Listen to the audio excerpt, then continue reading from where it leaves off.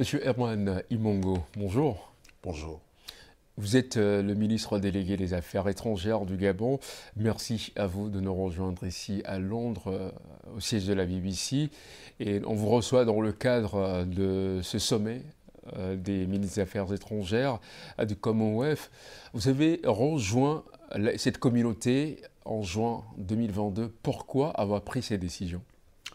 D'abord, merci pour l'invitation faite au Gabon de venir parler sur le Commonwealth, un certain nombre de sujets.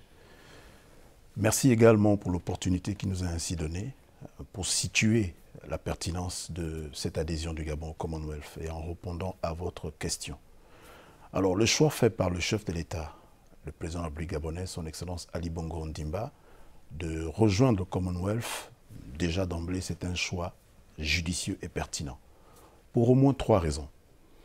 La première, c'est d'abord au niveau des valeurs. Le Commonwealth, c'est un ensemble, c'est une communauté des nations qui partagent un certain nombre de valeurs que nous, Gabon, estimons majeures. La démocratie, les droits de l'homme, la paix et la sécurité, l'environnement, la jeunesse, les femmes. Donc, toutes ces valeurs qui sont portées par le Commonwealth, le Gabon se reconnaît entièrement. Donc, première raison, valeurs partagées. La deuxième raison, c'est bien évidemment les questions d'opportunités. Opportunités économiques, opportunités culturelles, en matière d'éducation, en matière de partage. Donc, le Commonwealth, vous le savez, c'est un marché de 2,5 milliards de consommateurs, ce qui n'est pas peu. Le Gabon, c'est 2 millions d'habitants. Vous voyez que le Gabon a une vocation pour son développement à s'externaliser.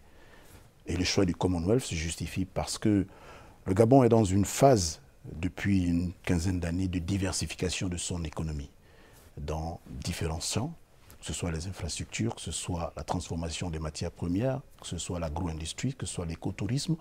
Donc, de par cette projection dans le Commonwealth, de par cette proximité avec des pays qui ont déjà été éprouvés dans le sens de leur diversification, de leur développement, le Gabon estime qu'il a gagné également sur ce marché.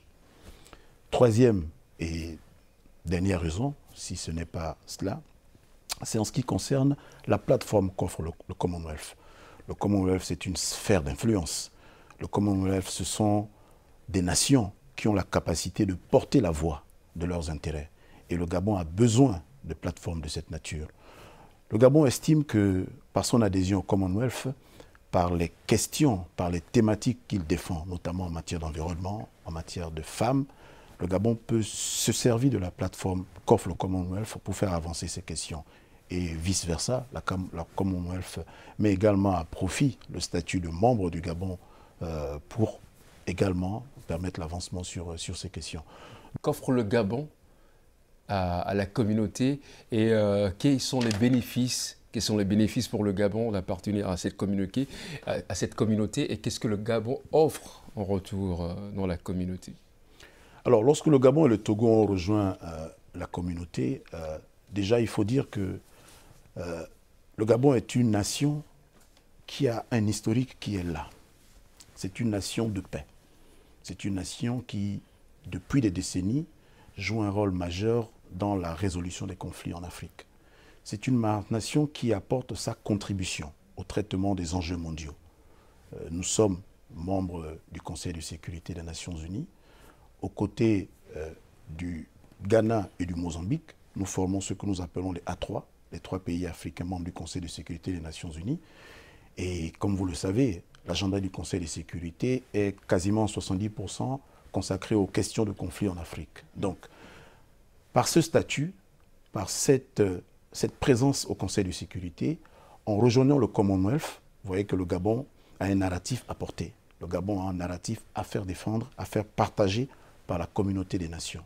Ça, c'est sur la question simplement de la paix et de la sécurité. Lorsqu'on pousse un peu plus loin, le Gabon joue un rôle majeur en Afrique. Le Gabon est membre de la CEAC et préside la CEAC.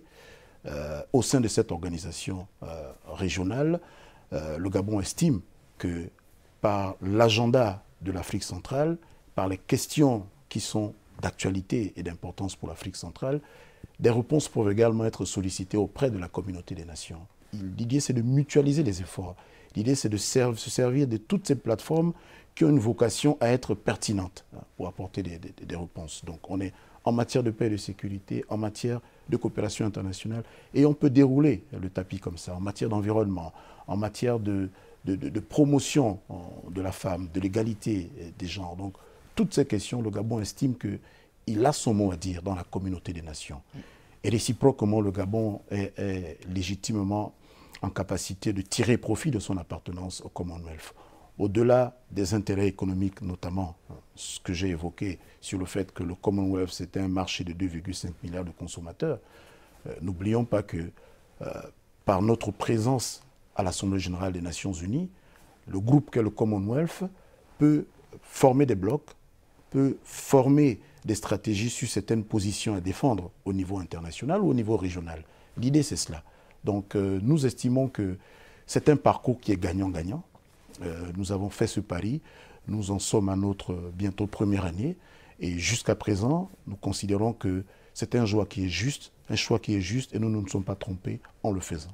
Alors, on connaît le Gabon avec son allié traditionnel, si on peut l'appeler ainsi, qui est la France, et ces décisions de votre pays, pour certains, semblaient être une façon de se distancier un petit peu de l'allié traditionnel qui est la France. Nullement, nullement. Les intérêts ne se superposent pas, bien au contraire. C'est une mutualisation. C'est une mutualisation. Vous savez, la question de la multi-appartenance, nous l'examinons aussi au niveau de l'Afrique. L'Afrique, ce sont 8 communautés économiques régionales. Vous avez, en ce qui concerne l'Afrique centrale, la communauté économique des États de l'Afrique centrale, qui regroupe 11 pays. Mais ces 11 pays appartiennent également à d'autres communautés économiques régionales. Vous en avez qui sont dans la communauté des États de l'Afrique de l'Est, vous en avez qui sont dans la SADC. Mais le fait d'appartenir à plusieurs communautés ne pousse pas une logique d'opposition. Bien au contraire, encore une fois, c'est une stratégie de maximisation des opportunités et de mutualisation des efforts.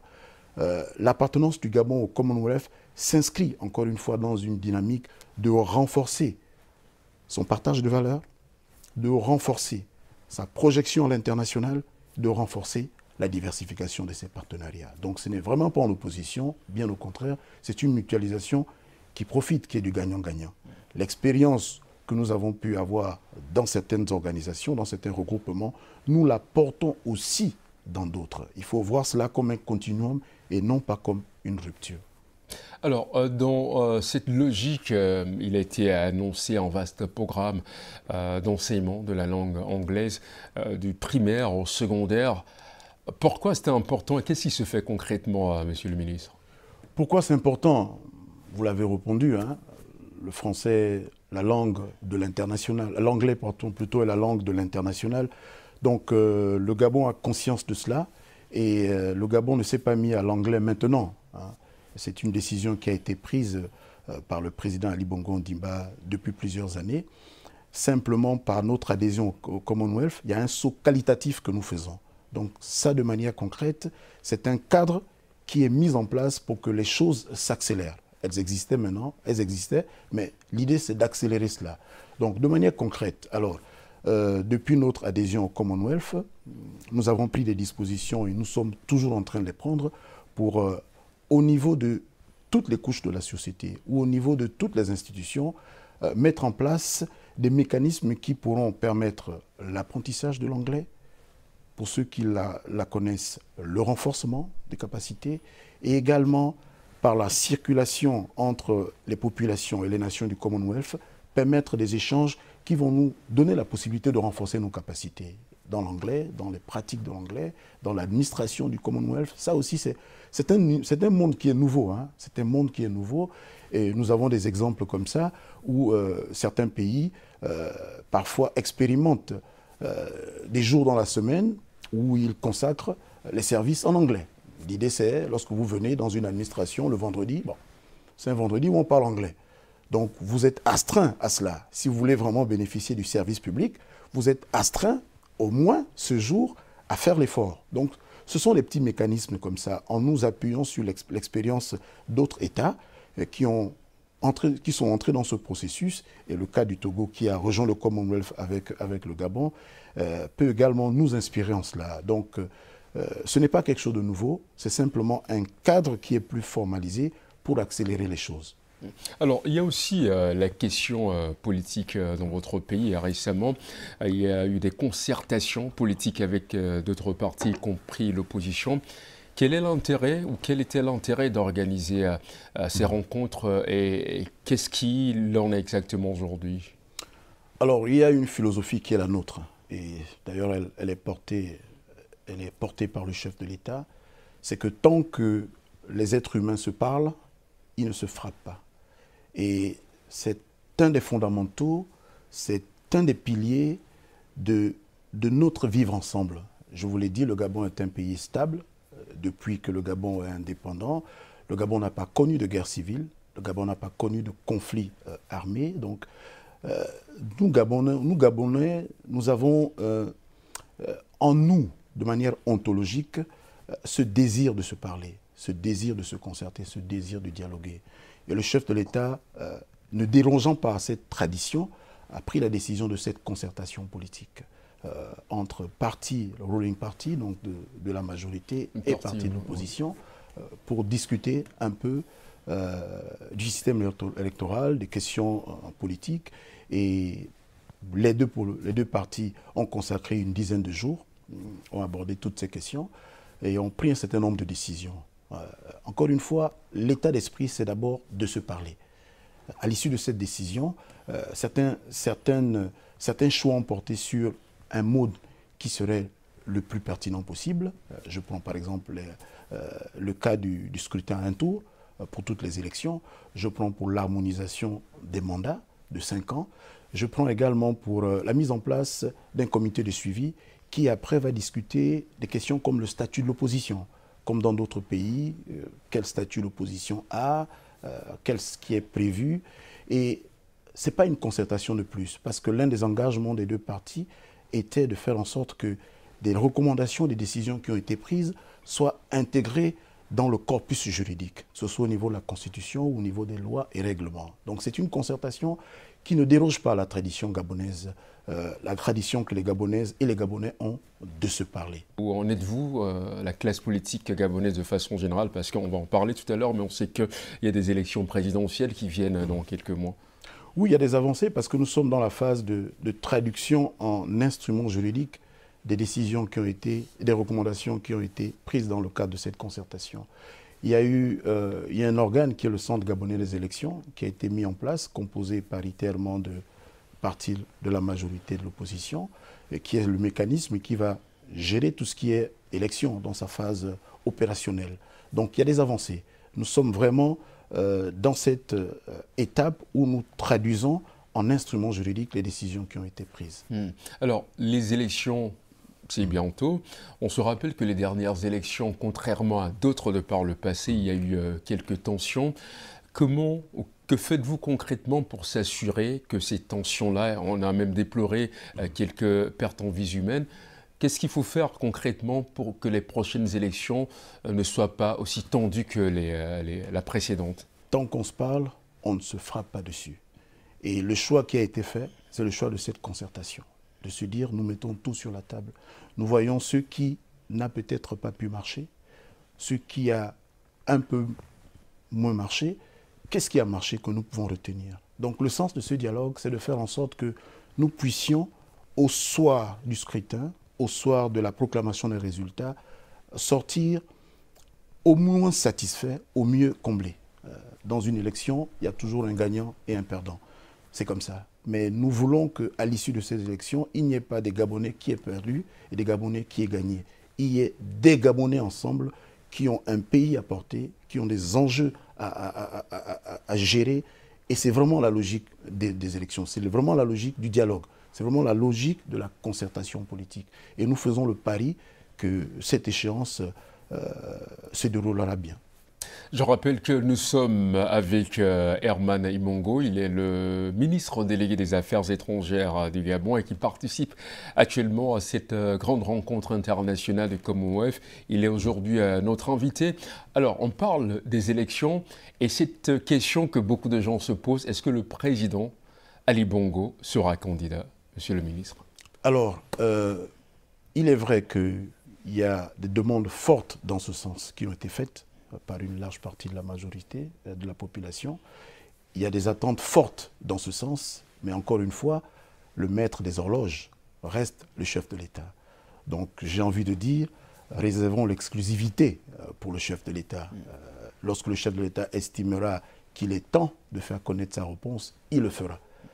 Mais encore une fois, c'est le désir d'une bonne partie de la population, c'est le désir d'une bonne partie des Gabonais, mais laissons au chef de l'État l'exclusivité de cette décision. Alors, si il vous est demandé s'il est la bonne personne pour postuler encore, pourquoi Ali Bongo est la bonne personne selon vous pour diriger encore le Gabon, monsieur le ministre? Mais je vous l'ai dit, les enjeux que porte le Gabon sont des enjeux majeurs. La contribution du Gabon est attendue sur le plan international. Le Gabon ne doit pas faillir. Le Gabon ne doit pas faiblir. Le Gabon a une position d'autorité et de légitimité sur un certain nombre de questions. Lorsque nous considérons la projection du Gabon ces 10 dernières années et même au-delà, sur le plan international, nous pouvons nous réjouir de ce bilan. Donc c'est pour indiquer qu'à l'international, la voix du Gabon porte. Et cette voix, elle a été portée par le président Ali Bongo Ondimba. Il a été de tous les combats sur le terrain de la paix et de la sécurité, sur le terrain de l'environnement, des changements climatiques, la protection de la forêt, sur le terrain d'égalité des genres, sur le terrain des jeunes. Il a été l'homme des combats à l'échelle internationale, à l'échelle continentale, au niveau de l'Union africaine, à l'échelle régionale, au niveau de la CEAC et de la CEMAC. Il est, de mon humble avis, l'homme de ces enjeux, l'homme de la continuité de ces enjeux, d'assurer que la contribution du Gabon à l'international sera une contribution de qualité. Donc, en tant que modeste ministre délégué auprès du ministre des Affaires étrangères, la lecture qui est la mienne, pour répondre clairement à votre question, c'est oui. Il est l'homme qu'il faut pour la situation qui est celle-là. Alors, mais visiblement, il a une santé fragile et certains estiment que c'est le moment pour lui de se reposer. Non, je crois que à l'observation de l'agenda national et international du Gabon, cette lecture est une lecture erronée, est une lecture qui est totalement fausse. Il est vrai que le chef de l'État fait face à une situation de maladie, mais jamais le Gabon n'a été absent à tous les rendez-vous internationaux. Jamais le chef de l'État n'a été absent aux grands rendez-vous internationaux. Nous revenons de Libreville, où nous avons organisé le One Forest Summit, les 1er et 2 mars dernier. Vous avez vu la qualité de la contribution du Gabon. Avant ce One Forest Summit, nous avons eu le sommet de la CEAC à Kinshasa, le 25 février, où il y a eu un passage de témoins entre le président de la RDC, République démocratique du Congo, et le président du Gabon à la tête de la CEAC. Avant cela, nous avons eu le sommet ordinaire de l'Union africaine, où le chef de l'État a assuré une participation de qualité. Donc, j'ai envie de dire, il est facile de faire une telle lecture, mais à l'épreuve des faits, dans la dictature des faits, elle parle. La présence du chef de l'État, elle est là, elle est toujours là et elle est de qualité.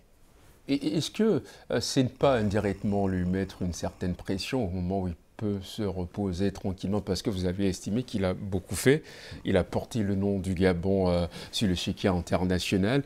Est-ce que ce n'est pas aussi le moment pour lui de se reposer? Et pourquoi pas, s'il a bien fait, il peut avoir un bon dauphin qui peut poursuivre ce qu'il a déjà commencé par faire, monsieur le ministre? Cette question a eu la réponse tout à l'heure. J'ai indiqué que le chef de l'État est le maître des horloges.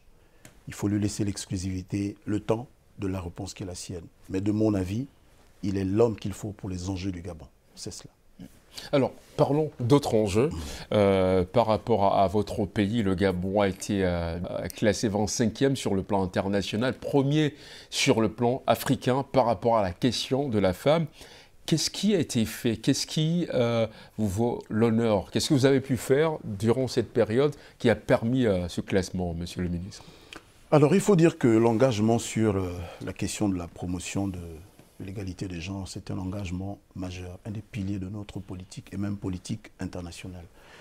Si je remonte un peu le temps, je vous évoquerai la résolution des Nations Unies sur la journée internationale des veuves, qui a été portée par le Gabon et plus particulièrement par la Première Dame, parce que nous avons fait le constat un peu de la situation de difficulté des veuves, donc de manière globale des femmes, mais des veuves. Donc pour venir plus spécifiquement à cela, il faut dire vraiment que cela traduit simplement l'engagement des autorités. Nous avons un programme Gabon Égalité qui est vraiment ambitieux, qui a pour vocation d'apporter une parité à tous les postes de responsabilité, à tous les postes politiques. Moi, je vous donne un exemple qui sont des faits. La présidente du Sénat au Gabon, c'est une dame. La présidente de la Cour constitutionnelle, c'est une dame. La vice-présidente de la République au Gabon, c'est une dame. La plupart des ministres, des ministères d'importance, la défense nationale, la justice, le budget, l'économie, l'éducation nationale, la fonction publique, le travail, l'emploi, c'est des ministères qui sont sous la responsabilité de dames. Donc, rien que sur certains de ces exemples, pour nous, Gabon, encore une fois, avec une population de 2 millions d'habitants, pour nous, c'est des marqueurs forts et qui ne s'inscrivent que dans cette logique de ce que l'importance de la femme est avérée. Au niveau des Nations Unies, au niveau de la résolution 1325 sur le programme Femmes, Paix et Sécurité, nous, Gabon, nous considérons que le rôle que les femmes ont à jouer en matière de résolution des conflits, en matière de prévention de conflits, en matière de gestion post-conflit, c'est un rôle qu'il faut exploiter au maximum. Il faut mettre cela en valeur. Et donc, nous le portons comme plaidoyer au niveau national, mais nous le portons également au-delà de nos frontières. Donc, ce classement de la Banque mondiale, c'est vrai qu'il nous réjouit, mais j'ai envie de dire, il ne nous surprend pas, vu l'engagement qui est le nôtre, vu l'engagement qui est celui du chef de l'État sur la question de l'égalité des genres et sur la question de la promotion de la femme. Alors, une autre question ou un autre sujet sur lequel le Gabon est félicité, c'est sur la question de l'environnement et de la biodiversité. Comment êtes-vous parvenu à mettre en place un programme qui est accepté ou qui marche bien et qui est reconnu, je dirais qui est reconnu au niveau de la communauté internationale? Parce que le Gabon est de plus en plus cité en termes de protection de l'environnement et de la biodiversité. Vous avez raison de dire que le Gabon est de plus en plus cité, et je le disais précédemment. Sur la question de l'environnement, le Gabon a une position de légitimité. Nous sommes en légitimité de parler de l'environnement. Nous sommes en légitimité pour le faire. Parce que le Gabon a des atouts naturels. Le Gabon, c'est en termes de superficie 66 000 km², avec 88 à 90% couverts de forêt. Donc c'est vraiment un Éden. C'est un lieu où la biodiversité est d'une telle richesse, où la faune et la flore sont d'une telle richesse que cela nous confère une certaine légitimité. Et ces 5 dernières décennies, nous avons mis nos efforts, nous avons mis un soin particulier à nous assurer de la protection de cet Éden. Donc c'est une position de légitimité pour parler des questions de l'environnement. À côté de cela, le Gabon est aussi en position d'autorité pour parler de cela. Autorité, pourquoi? Parce qu'autorité de l'engagement du président de la République sur ces questions. C'est un engagement qui est fort. L'environnement est l'un des piliers de notre politique étrangère. Au niveau du continent, le président du Gabon, il est le champion de l'adaptation au niveau de l'Union africaine. Donc c'est à lui que les chefs d'État africains ont confié la responsabilité de porter le plaidoyer sur l'adaptation. Vous savez que sur la question du changement climatique, nous avons l'atténuation et l'adaptation. Et du constat de la faible mobilisation qui est faite autour de l'adaptation, les chefs d'État ont estimé important qu'il y ait un plaidoyer net sur la question de l'adaptation. Donc cela a été confié au président du Gabon. Donc ça, c'est au niveau continental. Au niveau continental également, le président du Gabon a été le coordinateur du comité des chefs d'État africains sur les changements climatiques, le CAOSC. Donc la notoriété du Gabon, du chef de l'État en matière de protection de l'environnement, c'est celle-là, qui s'adosse à cette position de légitimité Donc cette position d'autorité s'adosse à cette position de légitimité et fait que lorsque nous parlons d'environnement, lorsque nous n'avons pas le Gabon autour de la table, il manque quelque chose, il manque une voix. Nous venons d'organiser à Libreville le One Forest Summit sur la question des forêts, la préservation des forêts, autour des 3 bassins principaux, le bassin Congo-Ogooué, le bassin de l'Amazonie et le bassin de l'Asie du Sud-Est, donc le Bornéo-Mékong. Donc le rendez-vous de Libreville a été ce rendez-vous qui a permis d'attirer l'attention sur la nécessité de la préservation de la forêt. Non pas préserver pour préserver, mais préserver pour mieux organiser le développement durable, pour mieux rémunérer ces pays qui se privent d'un certain nombre de ressources pour le bien de l'humanité. Parce que des pays comme le Gabon considèrent que c'est un bien de l'humanité. Nous ne pouvons pas seuls nous en accaparer, nous ne pouvons pas seuls en profiter. Nous faisons le sacrifice de renoncer à la jouissance dont on pourrait se prévaloir de ce bien pour le bien de l'humanité. Encore faut-il qu'il y ait une juste rétribution de cela. Le Gabon a une capacité de captation de 100 millions de dioxyde de carbone par an. 100 millions de tonnes de dioxyde de carbone par an. C'est une capacité qui est là, de séquestration de dioxyde de carbone. Donc de tout ce qui est pollué, les forêts gabonaises séquestrent cela. C'est pas rien. C'est pas rien. C'est l'équivalent du tiers de ce qu'un pays comme la France produit en matière de pollution. Et pour cela, il y a un prix. Le Gabon renonce à l'exploitation de ces forêts parce qu'il importe de capter ces éléments de pollution. Mais il faut régler la question de la rémunération. Donc, justement, comment règle-t-on aujourd'hui la question de la rémunération ou cette équation de préservation de la biodiversité, de l'environnement et du développement économique? Alors, les différentes COP qui se sont suivies, l'une des plus emblématiques et majeures a été la COP 2015 de Paris. Ça a été l'occasion de faire des promesses. Mais ces promesses, hélas, n'ont pas toujours tenu. Donc, l'une des questions qui est sur la table, c'est la question des crédits carbone. Et la réflexion est en cours. Et ça a été l'occasion, à la faveur de ce One Forest Summit, de l'évoquer.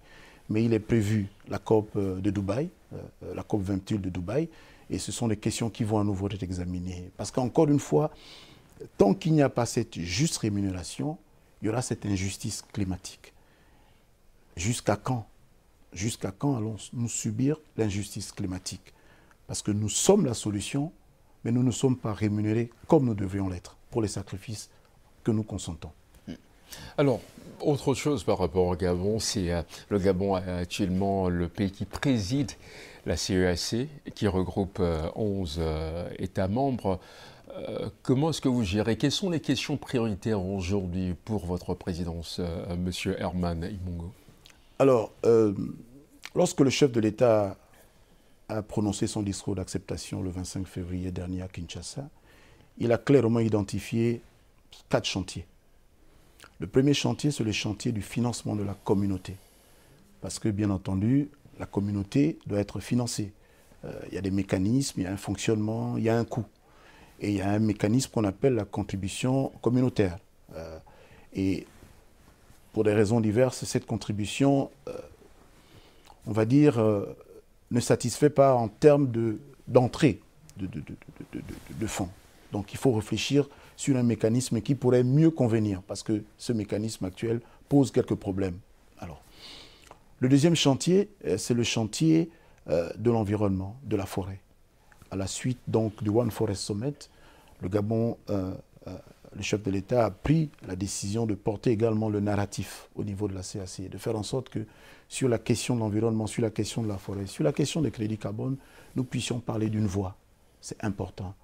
La CEAC, qu'elle puisse parler d'une voix, s'exprimer, parce que nous sommes concernés. Tous ces pays sont quasiment dans le bassin Congo-Ogooué. Donc, c'est une question qui nous concerne directement.